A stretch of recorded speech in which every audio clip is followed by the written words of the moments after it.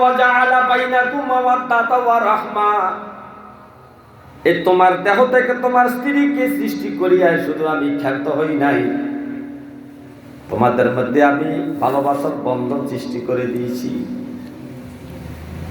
এমন ভালোবাসা সৃষ্টি করে দিয়েছি, স্বামীর জন্য স্ত্রী মরতে রাজি হয়, স্ত্রীর জন্য স্বামীও মরতে রাজি হয়।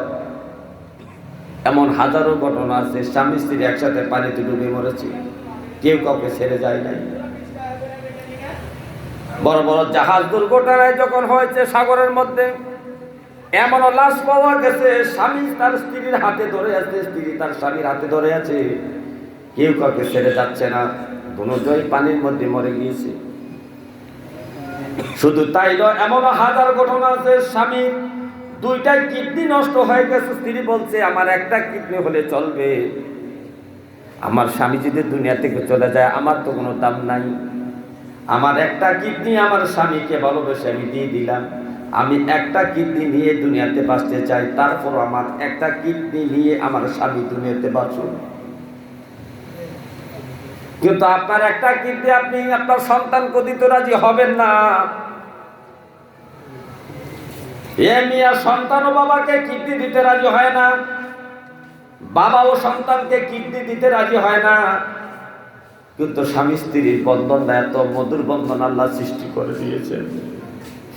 রব্বে কারীম বলে ওয়াজাআলা বাইনাকুম মাওয়াদ্দাতা ওয়া রাহমা। এই স্বামী স্ত্রীর মধ্যে প্রেম ভালোবাসা আমি দান করে দিয়েছি, এমন ভালোবাসা দান করেছি একজনের জন্য আরেকজন মরতেও রাজি। কিন্তু ছেলের জন্য কিডনি দিতে মায়ও রাজি না, বাবাও রাজি না। মায়ের জন্য বাবার জন্য কিডনি দিতে মেয়েও রাজি না, ছেলেও রাজি না। কিন্তু আল্লাহ স্বামী স্ত্রীর মধ্যে এমন মহাব্বত পয়দা করেছেন, বাবা ছেলের সম্পর্কে মা মেয়ের ভালোবাসার চেয়ে হাজার গুণের ভালোবাসা, বেশি ভালোবাসা সৃষ্টি করে দিয়েছেন স্বামী স্ত্রীর মধ্যে। এটা আল্লাহ নিজে বলতেছেন ওয়াজাআলা বাইনাকুম মাওয়াদ্দাতা ওয়া রাহমা। এই স্বামী স্ত্রীর মধ্যে আমি আল্লাহ ভালোবাসা প্রেম প্রীতি সৃষ্টি করে দিয়েছি, একজনের জন্য আরেকজন মরতে রাজি হয়। রব্বে কারীম বলতেছে ইন্না ফি যালিকা লায়াতিন লিকাওমিন ইয়াতাফাক্কারুন। এই যে তোমার দেহ থেকে তোমার স্ত্রীকে আমি আলাদা করেছি এবং তোমার শান্তির জন্য তৃপ্তির জন্য তোমার স্ত্রীকে তোমার মধ্য থেকে আমি সৃষ্টি করেছি, তোমার বাম পদের হাড় থেকে অথবা তোমার ঘাম থেকে। আর এই দুইজনের মধ্যে এমন ভালোবাসা আমি সৃষ্টি করে দিয়েছি, একজনের বাড়ি নোয়াখালী, আরেকজনের বাড়ি হলো বরিশাল। মেয়ের বাড়ি চিটাং, ছেলের বাড়ি কুমিল্লা। দুইজন দুই রকম সমাজে বড় হয়েছেন, দুইজন দুইটা কালচার নিয়ে বড় হয়েছে, দুইজনের দুই রকম ভাষা। তারপরও স্বামী স্ত্রীর বন্ধন হওয়ার কারণে রব্বে কারীম এমন ভালোবাসা সৃষ্টি করে দিয়েছেন, একজনের জন্য আরেকজন জীবন দিতে রাজি আছে। তাহলে রব্বে কারীম বলতে আছেন স্বামী স্ত্রীর বন্ধনটা আল্লাহর নিদর্শন। স্বামী স্ত্রীর বন্ধনটা কি? আল্লাহর নিদর্শন। আর এই স্বামী স্ত্রীর মধ্যে স্বামীর প্রতি স্ত্রীর কিছু হক আছে, স্ত্রীর প্রতি স্বামীর কিছু হক আছে। এই হকগুলা আদায় করা স্বামীর জন্য যেমন ফরজ, স্ত্রীর জন্য তেমন ফরজ। স্বামীর হক স্ত্রীকে আদায় করা উচিত, তার জন্য ফরজ। আবার স্ত্রীর হকগুলা স্বামী আদায় করা তার জন্য ফরজ। এই স্বামী স্ত্রীর অধিকারের মধ্যে স্বামীর একটু সম্মান আল্লাহ তাআলা বেশি দিয়েছেন। যেমন সম্মান আল্লাহ দিয়েছেন বেশি, দেখেন নবীজি বলেন হে আমার উম্মত লাউ কুনতু আমিরা আহাদিন, আমি যদি দুনিয়ার কোন মানুষকে সিজদা করার জন্য বলতাম, আইয়াসজুদা লি আহাদিন, আমি যদি কোনো মানুষকে দুনিয়ায় কোনো মানুষকে সিজদা করার জন্য বলতাম, কারণ সাজদা একমাত্র রব্বে কারীমকে ছাড়া আর কাউকে করা যাবে না। কোন মাজারে করা যাবে না, কোন পীরকে সাজদা করা যাবে না।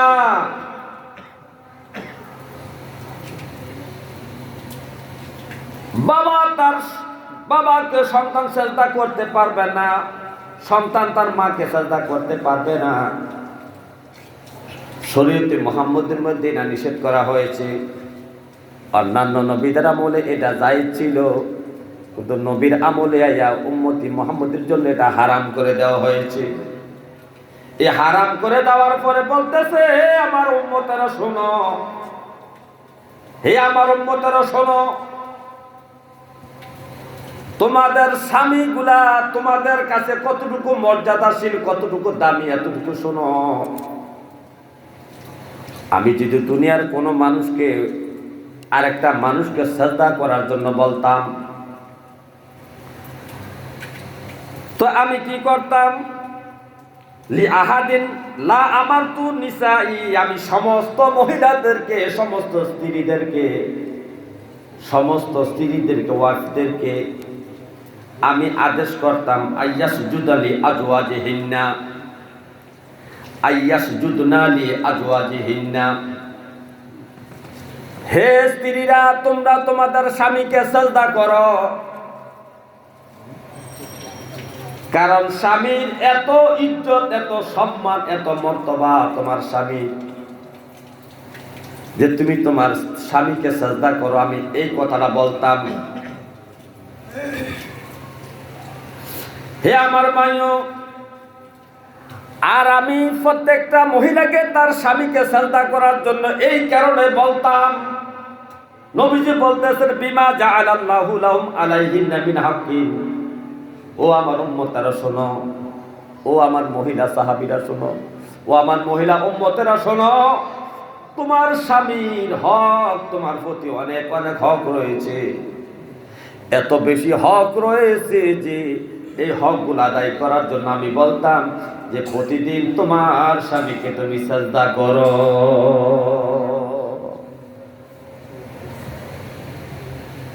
তাহলে স্বামীর কত দাম?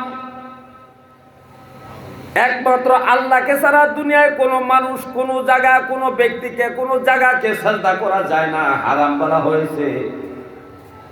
সে জায়গায় নবী বলতেছেন, আমি যদি কাউকে সাজদা করার জন্য বলতাম, তাহলে তোমাদেরকে হুকুম করতাম, এই দুনিয়ার আমার মহিলা উম্মতারা শোনো, তোমরা তোমাদের স্বামীদেরকে সাজদা করো।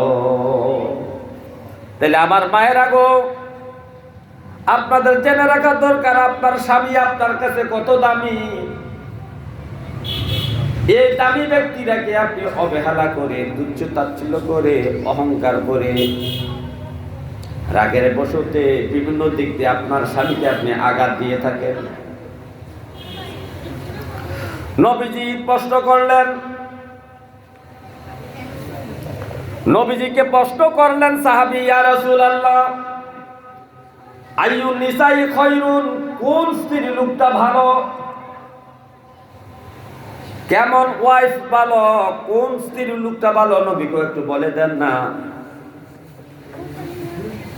সাহাবী নবীজিকে প্রশ্ন করতেছেন, ইয়া রাসূলুল্লাহ, আমাকে একটু জানাইয়া দেন কোন স্ত্রী লোকটা ভালো। নবীজি বলেন, ক্বালাল্লাতী তাসুররুহু ইযা নাযারা। নবীজি বললেন, তাসুররুহু ইযা নাযারা, যে মহিলার দিকে তার স্বামী তাকাইয়া খুশি হইয়া যায়, যে মহিলার দিকে স্বামী তাকাইয়া খুশি হইয়া যায়, এক নাম্বার গুণ। দুই নাম্বার, ওয়াতুতিউহু ইযা আমারা, স্বামী আদেশ করার সাথে সাথে স্ত্রী তা আদেশ পালন করে। স্বামী তার চেহারার দিকে তাকালে স্বামী হাসি দিয়া নয়, স্বামীর মন খুশি হয়ে যায় বিবির দিকে তাকাইলে। আর দুই নাম্বার গুণ হইল, যখন স্বামী আদেশ করে সাথে সাথে স্বামীর আদেশটা স্ত্রী পালন করে। এই দুইটা গুণ যে মহিলার মধ্যে থাকবে, এই দুইটা গুণ যে মহিলার মধ্যে থাকবে, সেই মহিলাটা হলো তোমাদের মধ্যে উত্তম স্ত্রী। পুরুষটা সারাদিন হাটে বাজারে মাঠে ঘাটে অফিস আদালতে দোকানে পাটে ব্যবসা বাণিজ্য কষ্টের উপর কষ্ট গামের উপর গাম জড়াইয়া বাসায় আছে, খাওয়া দাওয়া করার জন্য গোসল করার জন্য বাসায় আসে। যখন সে বাসায় আসে দরজায় পৌঁছে স্ত্রী ঘর থেকে যদি দৌড়ে আসা দরজার মধ্যে স্বামীকে দেখে একটা মুচকি হাসি দেয়। এই যে স্বামীটা বাজারে হাটে মাঠে ঘাটে দোকানে পাটে ব্যবসা বাণিজ্য চাকরি বাকরিতে এত কষ্ট করেছে, সমস্ত কষ্টগুলা ভুলে যায় বাড়িতে এসে যদি স্ত্রীর একটা হাসি দেখে। স্ত্রী যে হাসি দেয়া বলে, আপনি এতক্ষণে আসলেন, কখন ধরে আমি বসে আছি আপনার খাবার নিয়ে, আপনি এতক্ষণে আসলেন, না জানে আপনি খানায় কষ্ট হয়েছেন। এই হাসি দিয়া যখন স্ত্রী স্বামীকে এই কথাটা বলে, এই যে স্বামী এত কষ্ট করলো সকাল থেকে দুপুর পর্যন্ত, দুপুর থেকে সন্ধ্যা পর্যন্ত, এই হাসিরা দেওয়ার কারণে স্বামীর মনে যত ব্যথা দুঃখ আছে সব ব্যথা সব মুহূর্তের মধ্যে বিলীন হয়ে যায়।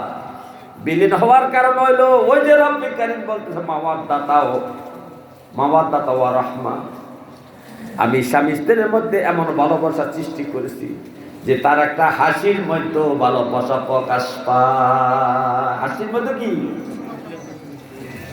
আর যখন তাকে আদেশ করে স্ত্রীকে বলে, স্বামী আমার লুঙ্গিটা এনে দাও, তাড়াতাড়ি গোসল করি, লুঙ্গিটা খুলতে দেরি হয়েছে, দৌড়াইয়া লুঙ্গিটা স্বামীর হাতে দিতে দেরি করে নাই। সাবান দেওয়ার জন্য বলছে, দ্রুত বেগে স্ত্রী সাবানটা স্বামীর হাতে দিতে দেরি করে নাই। বলছে আমার জন্য একটা গরম পানি করে দাও, গোসল করব। এতটুকু আদেশ করার সাথে সাথে এই নেককার স্ত্রী গরম পানির জন্য প্রস্তুতি নিয়েছেন। তার হাজার কাজের ঝামেলা থাকলো, রান্না বান্না সন্তানাদি নিয়েও যত ঝামেলা আছে, সমস্ত ঝামেলা থাকার পরেও স্বামীর গরম পানি খুঁজছে, এটা দিতে সে দেরি করে না। অর্থাৎ স্বামী যে আদেশ করে সে আদেশটাই পালন করে। স্বামী যত দুঃখ ভরা কান্তরি দুনিয়া বাড়িতে আসে, স্ত্রী হাসি দেয়, তার সাথে কথা বলে, এই দুইটা গুণ সম্পন্ন যে মহিলার মধ্যে আছে সেই মহিলা হলো উত্তম, সেই স্ত্রীটা হল নেককার স্ত্রী। তারপরে বলতেছে নবী ওয়ালা তুখালিফুহু ফি নাফসিহা, এই মহিলাটা দেহ মন নিয়া, তার রূপ লাবণ্য নিয়া, সৌন্দর্য নিয়া, চেহারা নিয়া স্বামীর সাথে দ্বন্দ্ব করে না। হয়তো স্বামীটা কালো, মহিলাটা একটু সুন্দরী, চামড়া সুন্দর, চেহারা সুন্দর। এই চেহারা সুন্দর, চামড়া সুন্দর হওয়ার কারণে স্বামীর সাথে, স্বামী কালো হওয়ার কারণে, হ্যাংলা পাতলা রোগাক্রান্ত হওয়ার কারণেও স্ত্রী এই কথা বলে না, আমি আর মতো মহিলা থেকে তোমার ভাত খাই, অন্য মহিলা হইলে তোমার ভাত খাইতো না, এমন কথা সে বলে না। সে বলে আমার ভাইকে যে আল্লাহ যা রাখছে, কালো স্বামী যদি আমার ভাইকে আল্লাহ রেখে থাকে, আমি কালো স্বামীর সাথে ঘর করবো। রোগাক্রান্ত স্বামীর সাথে যদি আল্লাহ আমার বন্ধন রেখে থাকে, আমি তাই নিয়ে রাজি আছি। হ্যাংলা পাতলা স্বামী নিয়ে যদি আল্লাহ আমার সাথে বন্ধন লিখে রাখে, আমি তাই রাজি আছি। এমন গুণ সম্পন্ন মহিলা, নেককার মহিলা। তারপরে বলতেছে ওয়ালা মালিহা বিমা ইয়াকরাহু, এবং তার ধন সম্পদ নিয়ে স্বামীর সাথে অহংকার করে না। বাপের বাড়ি একটু পয়সাওয়ালা ধনী, বাপের বাড়ি কি পয়সাওয়ালা ধনী, স্বামী একটু গরিব, কথায় কথায় স্বামীকে তুলতে উচ্চাচ্ছিল্য করেন, তোমার ঘরে ভাত না খেলে কি হবে, আমার বাবার কি সম্পদ কম আছে নাকি, প্রয়োজনে বিবাহ বসবো না, তারপরে বাবার বাড়িতে যে একটা ঘর বানাই আমি থাকবো, আমার বাবার সম্পদের অভাব নাই, আমার সম্পদের অভাব নাই, আমার হাজার হাজার টাকা আছে, বাবার বাড়ি 5 ঘন্টা জমি পাবো, একটা দোকান পাবো, একটা দোকানের বিট পাবো। এই ধন সম্পদ দিয়ে তর্ক বিতর্ক করে না, স্বামীর মনে কষ্ট দেয় না। স্বামী রোগাক্রান্ত হলে, অসুস্থ হলে, স্বামী কালো হইলে স্বামীকে তুচ্ছ তাচ্ছিল্য করে না। আর স্বামীকে কষ্ট দিয়া যখন স্বামী বাড়িতে আসে, তখন মুচকি হাসি দিয়া স্বামীকে খুশি করে দেয়। এবং যখন যা চায়, গরম পানি চাও, সাবান চাও, লুঙ্গি চাও, খাবার চাও, যা চায় সাথে সাথে স্ত্রী স্বামীর জন্য তা বন্দোবস্ত করে দেয়, এমন গুণ সম্পন্ন স্ত্রী হইল উত্তম স্ত্রী। কে বলছেন? নবীজি বলেছেন। হে আমার মা গো, আপনি যতক্ষণ পর্যন্ত নেককার উত্তম স্ত্রী না হতে পারবেন ততক্ষণ পর্যন্ত জান্নাতে যাইতে পারবেন না। আপনার জন্য জান্নাতে যাওয়া কত সহজ আপনি দেখেন। নবীজি বলছেন, আইয়ু ইমরাআতিন মাতাত, কোন স্ত্রী যদি ইন্তেকাল করে, ওয়া যাওজুহা আনহা রাদিন, তার স্বামীকে খুশি রাখিয়া, এটা হাদিস শরীফ নবীর কথা। যে জান্নাতের মালিক আমার নবী, ওই নবী জান্নাতের গ্যারান্টি দিচ্ছেন মহিলাদেরকে। কোন ধরনের মহিলা, কোন ধরনের মহিলা, কোন ধরনের স্ত্রী, ওয়াইফকে জান্নাতের গ্যারান্টি নবী দিচ্ছেন। একটু খেয়াল করে দেখো, নবী বলতেছেন, আইয়ুমা ইমরাতিন মাতাত, কোন স্ত্রী লোক যদি মারা যায়, ওয়া যাওজুহা, তার স্বামীকে আনহা রাদিন, সন্তুষ্টি রাখিয়া। স্ত্রীর ইন্তেকালে স্বামী কান্দে, পাগলের মতো হাউমাউ করে স্ত্রীর জন্য কান্দে। কান্দার কারণ কি? কয়, কান্দার কারণ হলো আমার স্ত্রীটা এত ভালো ছিল যে আমার বাড়ির মধ্যে আমার বিবির মতো ভালো মানুষ কেউ ছিল না। আমার স্ত্রী আমার সুখে দুঃখে আমার বন্ধন ছিল, সুখে দুঃখে আমার বন্ধু ছিল, আমার দুঃখের বেলা বন্ধু ছিল, সুখের বেলাও আমার স্ত্রী বন্ধু ছিল। আমার স্ত্রী আমার মনে কখনো কষ্ট দেয় নাই। আমার খাবারের কথা চিন্তা করতেন, আমার শরীরের কথা চিন্তা করতেন। নিজের মাথার ব্যথার কথা আমাকে প্রকাশ করতেন না,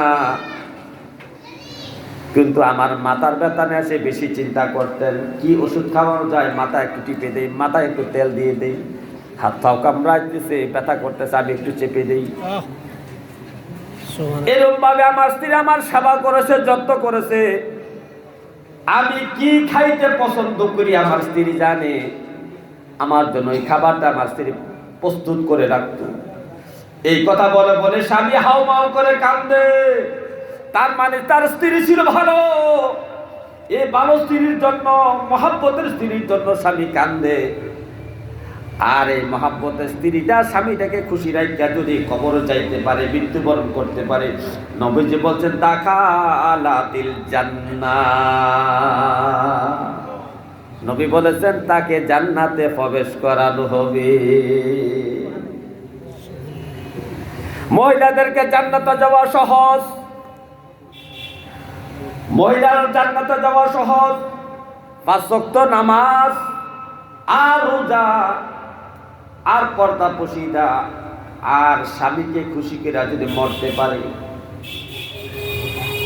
5 ওয়াক্ত নামাজ আর রোজা, নিজেকে পর্দার মধ্যে রাখিয়া স্বামীকে খুশি করে যদি মরতে পারে, ওই মহিলাটা 100% জান্নাতি। জান্নাতি। নারে তাকবীর, নারে রিসালাত, নারে গাউসিয়া। ইলাসপুরের পক্ষ থেকে, জোরে ইলাসপুরের পক্ষ থেকে মাওলানা মাইনুল হাসান ফারপুরি আর নাজিরি সাহেব কেবলার আগমন। মাশাআল্লাহ। আল্লাহুম্মা সাল্লি ওয়া সাল্লিম, আল্লাহুম্মা সাল্লি ওয়া সাল্লিম আলাইহি ওয়া আলিহি মাআহু আজমাইন।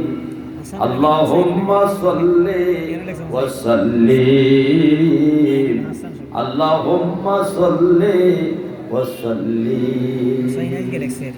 কি করিলে বব বাজারে তোমার হিসাব চলছে মনের গরে। কি করিলে বব বাজারে তোমার হিসাব চলছে মনের গরে। যোগ্য করোনার মন থাকতে আসে বাজারের দিন আল্লাহুম্মা সাল্লি ওয়া সাল্লিম আল্লাহুম্মা সাল্লি ওয়া সাল্লিম আলাইহি ওয়া আলিহি মাহু আজমাইন আল্লাহুম্মা সাল্লি ওয়া সাল্লিম আল্লাহুম্মা সাল্লি ওয়া সাল্লিম। হে আমার ভাইও, এই তো মেরাজের মাস। এই মেরাজের মাসে আল্লাহ রাসূল আল্লাহর সাথে দেখা করার জন্য, সাক্ষাৎ করার জন্য আরশে আজিমে গিয়েছেন। আরশে আজিমে যাইয়া নবীজি জান্নাত জাহান্নাম পরিদর্শন করেছেন। জাহান্নাম দেখতে যাইয়া কিছু দৃশ্য দেখলেন। এই মেরাজের মাসের এই হাদিস। নবীজিকে ফের জিব্রাইল জাহান্নামে নিয়ে গেলেন দেখার জন্য। জাহান্নামের হাঁটতেছেন এমন একটা জায়গায় নবীজি পৌঁছলেন। একটা ময়দানের মধ্যে দেখতে পাইলেন কিছু মহিলাকে তাহার জিহ্বার সাথে রশি বাঁধিয়া লটকাইয়া রাখা হয়েছে। উপরের দিকে জিহ্বাটা টান দিয়া বাইর করে, বড় বড় জিহ্বার হয়েছে, টান দিয়া বাহির করে জিহ্বাটার মধ্যে রশি বান্ধিয়া তাকে লটকাইয়া রাখা হয়েছে। নবীজি এই দৃশ্য দেখিয়া নবীজি হাউমাউ করে কান্না শুরু করলেন। পাশে জিব্রাইল আছে। জিব্রাইলকে প্রশ্ন করলেন, হে ভাই জিব্রাইল,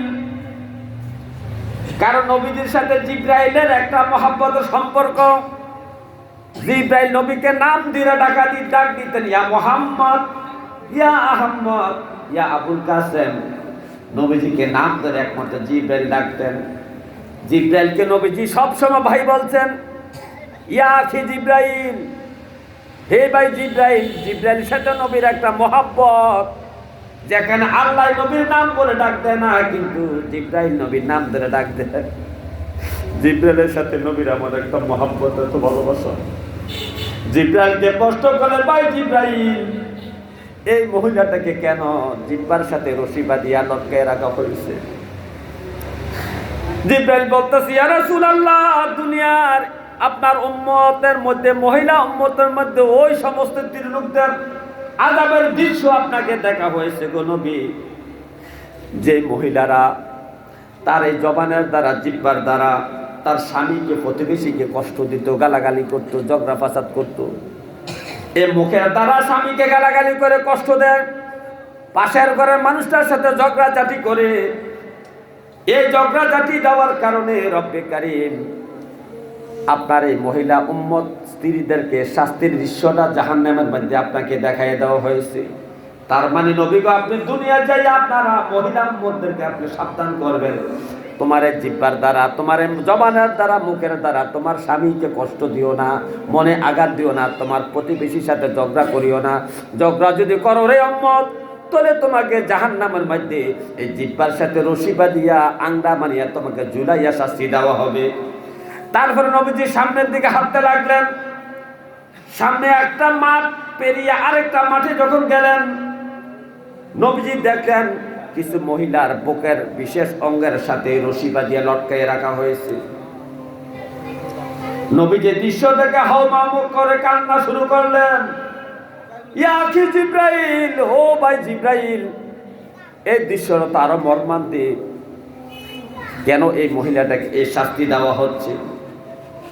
নবীজি বলেন, ইয়া রাসূলুল্লাহ, এটা ওই উম্মত, আপনার উম্মতের ওই মহিলা যে স্ত্রীর লোকটা স্বামীর অনুমোদন ছাড়া অন্য বাচ্চাদেরকে দুধ খাওয়াইছে।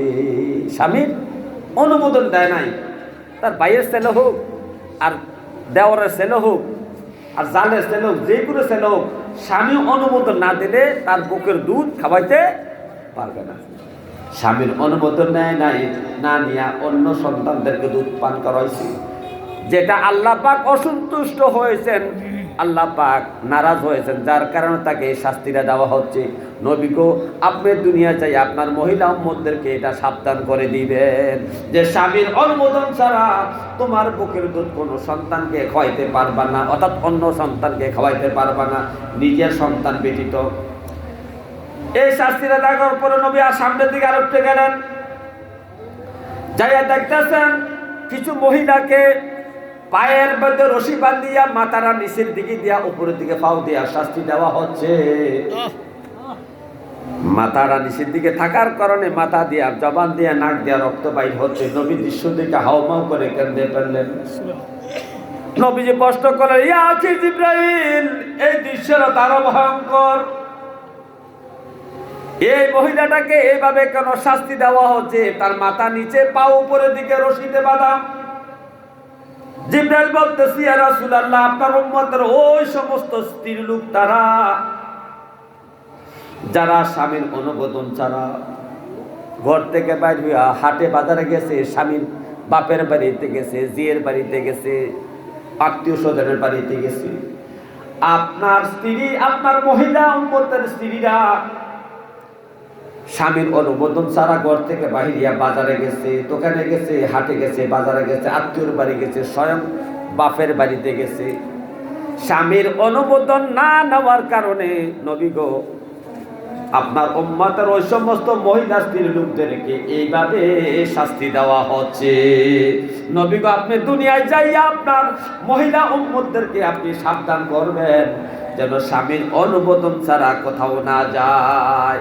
বাজারেও যাওয়া যাবে না, মার্কেটে যাওয়া যাবে না, বাপের বাড়িতে যাওয়া যাবে না, ডাক্তারের কাছেও যাওয়া যাবে না, কোনো জায়গায় যাওয়া যাবে না। আর স্বামীর কাছে অনুমোদন নিলে দোষটা কি? স্বামীকে অনুমোদন দিবে না, অবশ্যই স্বামীকে অনুমোদন দিবে। এই কাজটাকে অবহেলা করার কারণে, স্বামীর অনুমোদন না নেওয়ার কারণে আপনার মহিলা উম্মতকে এইভাবে শাস্তি দেওয়া হচ্ছে। এটা দৃশ্যটা আপনাকে দেখায় দেওয়া হচ্ছে। হে আমার ভাই, নবীজি সামনের দিকে আরো এগিয়ে গেলেন।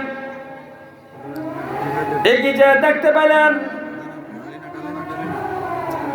একটা মহিলাকে তার হাতের মধ্যে এভাবে দুইটা হাত একসাথে বাঁধিয়া উপরের দিকে লটকে রাখা হয়েছে, ঝুলন্ত করে রাখা হয়েছে, ঝুলিয়ে রাখা হয়েছে।